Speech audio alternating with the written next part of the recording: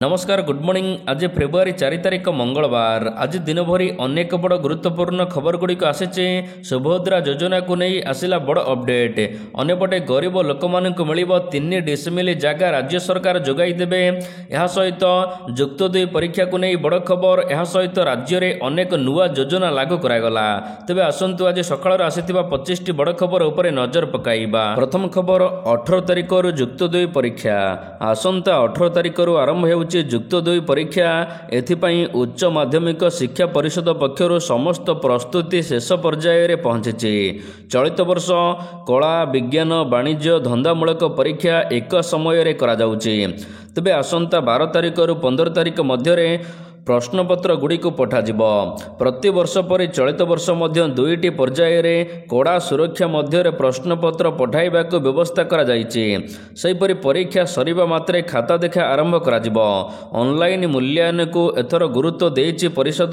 चलित वर्ष मोट 1276टी परीक्षा केन्द्र करा जाइछि। रेगुलार और एक्स रेगुलार पिलांकु मिसाई मोट 3,93,618 जन पिला फॉर्म पूरण करिसेंति। परवर्ती खबर आज खंडगिरी मेला। आज आरंभ होउछि खंडगिरी प्रसिद्ध माघ सप्तमी मेला। एथिपाई समस्त प्रस्तुति शेष पर्यायर पहुंची। तेबे आज भोर ध्वनि स्थापन पर आरंभ हेब खंडगिरी मेला। एथिपाई खंडगिरी उदयगिरी पाददेश विभिन्न स्थानरू साधु सन्थ माने आसी यज्ञ पाई प्रस्तुति करि सारिचंती। तेबे आसंता 9 दिन पर्यंत चलिबो खंडगिरी मेला। 9 दिन धरी महायज्ञ सहित अन्न प्रसादर सेवन व्यवस्था करा जाइछि। परवर्ती खबर सुभद्रा योजना को नहीं आसिला बड़ खबर। सरस्वती पूजार सुभद्रा योजना को नहीं एक बड़ घोषणा करिसेंति उपमुख्यमंत्री। आसंता फेब्रुआरी 8 तारिख में मिलिबो सुभद्रा योजनार चतुर्थ पर्याय टंका। तेबे जाजपुर रे दियाजिबो प्रथम किस्तीर चतुर्थ पर्याय टंका। मुख्यमंत्री कहिसेंति जेउ मानकर अकाउंट रे KYC आउ NPCI होई नाही पाखापाखि 25% क्लियर होई सारिछि। आहुरी 2.5 लाख NPCI एवं KYC करबाक बाकी अछि। यथाशीघ्र सेमाने सेमानकर बैंक को जाई यथाशीघ्र NPCI कराई नेबाक कुहा जाइछि। जेउ माने NPCI कराई नेबे सेमानकु 8 तारिख रे टंका मिली जिवो बोली मुख्यमंत्री कहिसेंति। फेब्रुआरी 3 एवं 4 आज मध्य NPCI चेक करबाक आपण बैंक रे जाई आवेदन करि परिबे। तेबे एथर 20 लाख हिताधिकारी माने टंका पाइबे। जेउ माने NPCI करि नहांते सेमाने अयोग्य हिताधिकारी होई जिबे। परवर्ती खबर BMC कमिशनर कड़ा चेतावनी। खंडगिरी यात्रा रे अश्लील नृत्य बंद। एने BMC कमिशनर देइचंती निर्देश। से कहिचंती ऐतिहासिक परंपरा मर्यादा भितरे यात्रा परिवेश करबाक निर्देश दिया जाइछि। सबु यात्रा कमिटी अवगत रहिचंती। किछि दिन तले कहा जाइथिला कि खंडगिरी यात्रा रे होई परिबो नाही अश्लील नृत्य। बाहर आइटम डांसर मानक खंडगिरी मना। यात्रा कमिटी एही निष्पत्ति नैछि। खंडगिरी थाना रे पुलिस सहित बैठक पर एभली निष्पत्ति होइछि। बाहर आइटम डांसर मानक आनिबाको थाना पक्षर यात्रा कमिटी को मध्य सीधासलख मना करा जाइछि। तेबे फेब्रुआरी 6 तारिख 17 तारिख पर्यंत खंडगिरी रे चलिबो यात्रा महासमारोह। परवर्ती खबर ओडिशा को मिलिला रेल बजेट।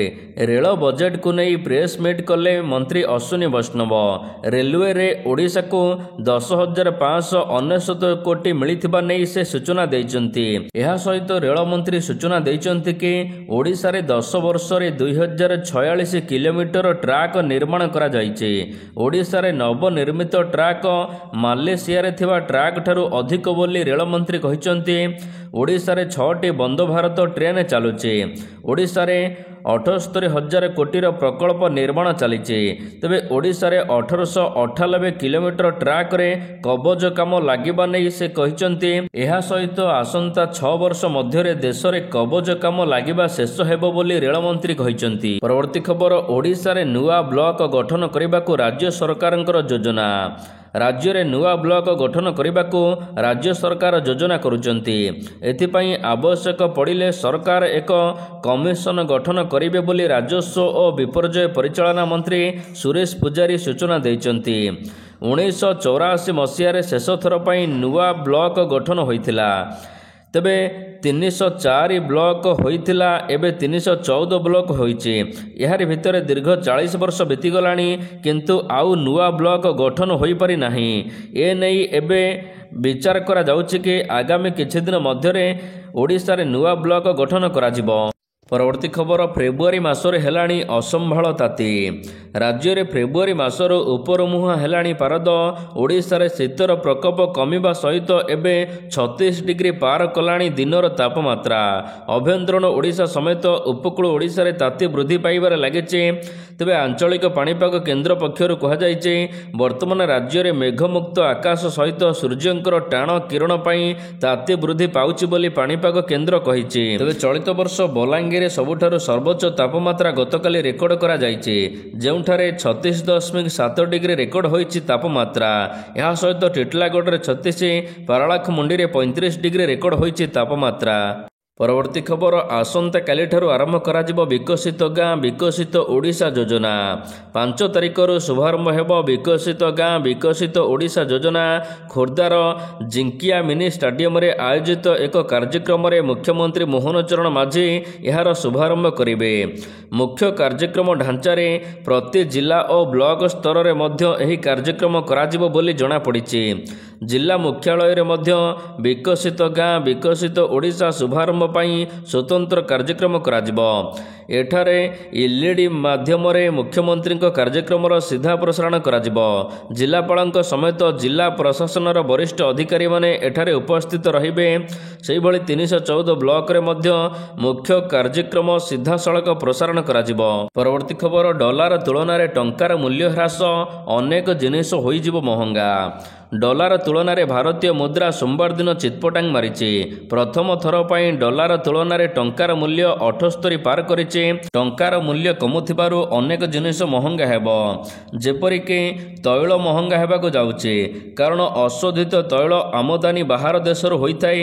ଟଙ୍କା ଦୁର୍ବଳ ହେବା ଯୋଗୁଁ ଅଧିକ ମାତ୍ରାରେ ଟଙ୍କା ଦେବାକୁ ପଡ଼ିବ, ଫଳରେ ପେଟ୍ରୋଲ ଓ ଡିଜେଲ ଦାମ ବଢ଼ିବ। ଇଲେକ୍ଟ୍ରିକ୍ ସାମଗ୍ରୀ ମେସିନାରୀ ଅଧିକାଂଶ ଉପକରଣ ବିଦେଶରୁ ଆମଦାନୀ କରାଯାଇଥାଏ। ଟଙ୍କା ଦୁର୍ବଳ ହୋଇଥିବାରୁ ଏସବୁର ମୂଲ୍ୟ ବଢ଼ିବ। ପରବର୍ତ୍ତୀ ଖବର, ରାଜସ୍ୱ ନିୟମ ବଦଳିବ। ରାଜ୍ୟରେ ବଦଳିବ ଅନେକ ରାଜସ୍ୱ ନିୟମ। ଖୁବ୍ ଶୀଘ୍ର ରାଜ୍ୟରେ ରାଜସ୍ୱ ସେବାରେ ବହୁ ନିୟମ ପରିବର୍ତ୍ତନ ଆଣିବେ ସରକାର। ଏଥିପାଇଁ ରହିଛି ଓଡ଼ିଶା ପ୍ରିଭେନ୍ସନ ଫଣ୍ଡ ଆକ୍ଟ। ଏହା ସହିତ ଓଡ଼ିଶା ଲ୍ୟାଣ୍ଡ ସେଟଲମେଣ୍ଟ ଆକ୍ଟରେ ମଧ୍ୟ ସଂଶୋଧନ କରାଯିବ। ସୋମବାର ଦିନ ଝାରସୁଗୁଡ଼ା ଗସ୍ତରେ ଯାଇ ଏନେଇ ସୂଚନା ଦେଇଛନ୍ତି ରାଜସ୍ୱ ବିପର୍ଯ୍ୟୟ ପରିଚାଳନା ମନ୍ତ୍ରୀ ସୁରେଶ ପୂଜାରୀ। ମନ୍ତ୍ରୀ କହିଛନ୍ତି, ଆଇନ ସଂଶୋଧନ ପରେ 4 ଡିସିମିଲରୁ କମ୍ ଜମି ଥିବା ଲୋକମାନଙ୍କୁ ଭୂମିହୀନର ପରିଚୟ ମିଳିବ। ଯାହାର 2 ଡିସିମିଲ ଜମି ଅଛି ତାକୁ ଆଉ ଅତିରିକ୍ତ 2 ଡିସିମିଲ ଜମି ଦିଆଯିବ। ଯାହାର 3 ଡିସିମିଲ ଜମି ଅଛି ତାକୁ 1 ଡିସିମିଲ ଜମି ଦିଆଯିବ। ତାହା ପୁଣି ଯେଉଁ ସ୍ଥାନରେ ଲୋକମାନଙ୍କର ଜମି ଅଛି ସେହି ସ୍ଥାନରେ ଜମି ଦେବାକୁ ଚେଷ୍ଟା କରାଯିବ। ସେ ଆହୁରି ମଧ୍ୟ କହିଛନ୍ତି, ସରକାରଙ୍କ ଠାରୁ ମିଳୁଥିବା ଜମିକୁ 10 ବର୍ଷ ପରେ ହିତାଧିକାରୀମାନେ ବିକ୍ରି କରିପାରୁଥିଲେ, କିନ୍ତୁ ନୂଆ ନିୟମ ଆସିବା ସହିତ ଏହି ଜମିକୁ ଆଦୌ ବିକ୍ରି କରିପାରିବେ ନାହିଁ, ବରଂ ଉତ୍ତରାଧିକାରୀ ସୂତ୍ରରେ ଦାୟଦମାନେ ପାଇବେ। ପରବର୍ତ୍ତୀ ଖବର, ଆଜିଠାରୁ ମିଳିବ ଅଫଲାଇନ୍ ଟିକେଟ୍। ଆସନ୍ତା ଫେବୃଆରୀ 9 ତାରିଖରେ ଭାରତ ଏବଂ ଇଂଲଣ୍ଡ ମଧ୍ୟରେ ଦ୍ୱିତୀୟ ଦିନିକିଆ ମ୍ୟାଚ୍ କଟକ ବାରବାଟୀରେ ଖେଳାଯିବ। ଏଥିପାଇଁ ଆଜିଠାରୁ ଟିକେଟ୍ ବିକ୍ରି ଆରମ୍ଭ କରାଯାଉଛି। ଗତକାଲି ପ୍ରଥମେ ଅନଲାଇନ୍ ମାଧ୍ୟମରେ 4000 ଟିକେଟ୍ ବିକ୍ରି କରାଯାଇଛି। ତେବେ ଆଜି ଏବଂ ଆସନ୍ତାକାଲି OCA ପକ୍ଷରୁ 9000 ଟିକେଟ୍ ବିକ୍ରି କରାଯିବ ଅଫଲାଇନ୍ ମାଧ୍ୟମରେ। 5 ତାରିଖ ଏବଂ 6 ତାରିଖରେ ଅଫଲାଇନ୍ରେ ସାଧାରଣ ଦର୍ଶକମାନେ ଟିକେଟ୍ କାଉଣ୍ଟରରେ ଟିକେଟ୍ ପାଇପାରିବେ।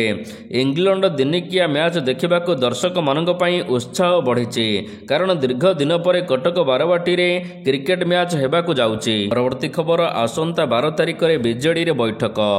ଆଗାମୀ ବିଧାନସଭାର ବଜେଟ୍ ଅଧିବେଶନ ପାଇଁ 12 ତାରିଖରେ ବସିବ ବିଜେଡିର ବିଧାୟକ ଦଳ ବୈଠକ। ବିରୋଧୀ ଦଳ ନେତା ନବୀନ ପଟ୍ଟନାୟକଙ୍କ ଅଧ୍ୟକ୍ଷତାରେ ଶଙ୍ଖ ଭବନରେ ଏହି ବୈଠକ ଅନୁଷ୍ଠିତ ହେବ। 12 ତାରିଖ ସନ୍ଧ୍ୟା 5ଟାରେ ଶଙ୍ଖ ଭବନରେ ବସିବାକୁ ଥିବା ଏହି ବୈଠକରେ ବିଧାନସଭାର ବଜେଟ୍ ଅଧିବେଶନ ପାଇଁ ବିଜେଡି ପକ୍ଷରୁ ରଣନୀତି ପ୍ରସ୍ତୁତ କରାଯିବ।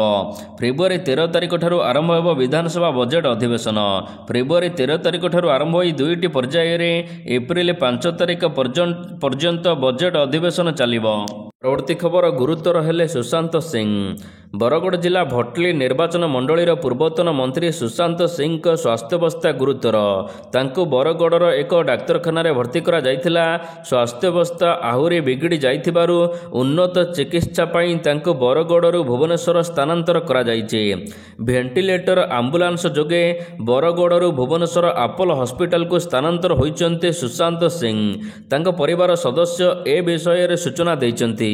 ପରବର୍ତ୍ତୀ ଖବର, ଫେବୃଆରୀ ମାସରେ ମିଳିବ ନୂଆ ପିସିସି ସଭାପତି। ଆସନ୍ତା 5 ତାରିଖରେ ଦିଲ୍ଲୀ ବିଧାନସଭା ନିର୍ବାଚନ। 8ରେ ଫଳାଫଳ ଘୋଷଣା ପରେ ଫେବୃଆରୀ ଦ୍ୱିତୀୟ ସପ୍ତାହରେ ଓଡ଼ିଶାକୁ ମିଳିବ ନୂଆ ପିସିସି ସଭାପତି। ନିର୍ବାଚନ ପରେ ଦଳର ବରିଷ୍ଠ ନେତାମାନେ ବିଚାର ବିମର୍ଶ କରି ନାଁ ଘୋଷଣା କରିବେ। ଏହା ପୂର୍ବରୁ ଦିଲ୍ଲୀରେ ପହଞ୍ଚିଛନ୍ତି କଟକର ବାରବାଟୀର ପୂର୍ବତନ ବିଧାୟକ ମହମ୍ମଦ ମୋକିମ। ଦିଲ୍ଲୀ ବିଧାନସଭା ନିର୍ବାଚନରେ ସାମିଲ ହୋଇ ଦଳ ପାଇଁ ବିଭିନ୍ନ ସ୍ଥାନରେ ପ୍ରଚାର କରୁଛନ୍ତି। ତେବେ ମୋକିମ ନୂଆ ପିସିସି ସଭାପତି ହୋଇପାରନ୍ତି ବୋଲି ଦଳର କିଛି ନେତା ସୂଚନା ଦେଇଛନ୍ତି। ଦିଲ୍ଲୀ ବିଧାନସଭା ନିର୍ବାଚନ ସରିବା ପରେ ଓଡ଼ିଶାରେ ପିସିସି ସଭାପତି ନାମ ଘୋଷଣା କରାଯିବ। ପରବର୍ତ୍ତୀ ଖବର, ଅଭିଯୋଗ ଶୁଣିଲେ ମୁଖ୍ୟମନ୍ତ୍ରୀ। ମୁଖ୍ୟମନ୍ତ୍ରୀ ମୋହନ ଚରଣ ମାଝୀଙ୍କ 8ମ ଅଭିଯୋଗ ଶୁଣାଣି ସୋମବାର ଦିନ ଶେଷ ହୋଇଛି। ଏନେଇ ମୁଖ୍ୟମନ୍ତ୍ରୀ ମୋହନ ଚରଣ ମାଝୀ ସୂଚନା ପ୍ରଦାନ କରିଛନ୍ତି। ଗତକାଲି 1000 ଦସ୍ତଖତ ପଞ୍ଜୀକରଣ ହୋଇଥିଲା। ଆଉ 700 ଅଭିଯୋଗ ଶୁଣାଣି କାର୍ଯ୍ୟକ୍ରମ କରିଛନ୍ତି ମୁଖ୍ୟମନ୍ତ୍ରୀ। ତେବେ ଆଜି ପର୍ଯ୍ୟନ୍ତ ମୋଟ 8031ଟି ଦସ୍ତଖତ ମିଳିଥିବା ବେଳେ 6545 ଅଭିଯୋଗର ସମାଧାନ କରିଛନ୍ତି ମୁଖ୍ୟମନ୍ତ୍ରୀ। ତେବେ ଯେତିକି ଅଭିଯୋଗ ଆସିଛି ବିଭିନ୍ନ ବିଭାଗ ସହିତ ଆଲୋଚନା କରି ଏହାର ସମାଧାନ କରାଯାଉଛି। ପ୍ରାୟ 81% ଅଭିଯୋଗର ସମାଧାନ କରିଛନ୍ତି ମୁଖ୍ୟମନ୍ତ୍ରୀ। ପରବର୍ତ୍ତୀ ଖବର, କଟକ ବଡ଼ ମେଡିକାଲରେ ସ୍ଥାପନ କରାଯିବ 500 ଶଯ୍ୟା ବିଶିଷ୍ଟ trauma care centre. Cuttack Shri Ramachandra Bhanj medical college ଓ ହସ୍ପିଟାଲରେ ପ୍ରତିଷ୍ଠା କରାଯିବ 500 ଶଯ୍ୟା ବିଶିଷ୍ଟ ଟ୍ରମା କେୟାର ସେଣ୍ଟର। ଏହାଦ୍ୱାରା ବିଭିନ୍ନ ଦୁର୍ଘଟଣାଗ୍ରସ୍ତ ଲୋକମାନଙ୍କୁ ମିଳିପାରିବ ତୁରନ୍ତ ଉନ୍ନତ ଚିକିତ୍ସା। ଗତକାଲି ଏ ସମ୍ପର୍କିତ ପ୍ରସ୍ତାବକୁ ମୁଖ୍ୟମନ୍ତ୍ରୀ ମୋହନ ଚରଣ ମାଝୀ ଅନୁମୋଦନ ଦେଇଛନ୍ତି। ସୂଚନାଯୋଗ୍ୟ, ଏହି ଟ୍ରମା କେୟାର ସେଣ୍ଟରଟି କେନ୍ଦ୍ର ସରକାରଙ୍କ ପ୍ରଧାନମନ୍ତ୍ରୀ ସ୍ୱାସ୍ଥ୍ୟ ସୁରକ୍ଷା ଯୋଜନାରେ କାର୍ଯ୍ୟକାରୀ କରାଯିବ। ଏଥିପାଇଁ କେନ୍ଦ୍ର ସରକାରଙ୍କ ପକ୍ଷରୁ 60% ଅର୍ଥ ବିନିଯୋଗ କରାଯିବ। ରାଜ୍ୟ ସରକାର କେବଳ 40% ଅର୍ଥ ବିନିଯୋଗ କରିବେ। ପରବର୍ତ୍ତୀ ଖବର, ଓଡ଼ିଶାରେ ହେବ 59 ଅମୃତ ଷ୍ଟେସନ। ରାଜ୍ୟରେ ଆଉ 59ଟି ଅମୃତ ଷ୍ଟେସନ ନିର୍ମାଣ କରାଯିବ। ଏ ନେଇ 2379 କୋଟି ଟଙ୍କା ବ୍ୟୟବରାଦ କରାଯାଇଛି। ରେଳ ବଜେଟରେ ଏଥିପାଇଁ ମଞ୍ଜୁର କରାଯାଇଥିବା ରେଳମନ୍ତ୍ରୀ ଅଶ୍ୱିନୀ ବୈଷ୍ଣବ ସୂଚନା ପ୍ରଦାନ କରିଛନ୍ତି।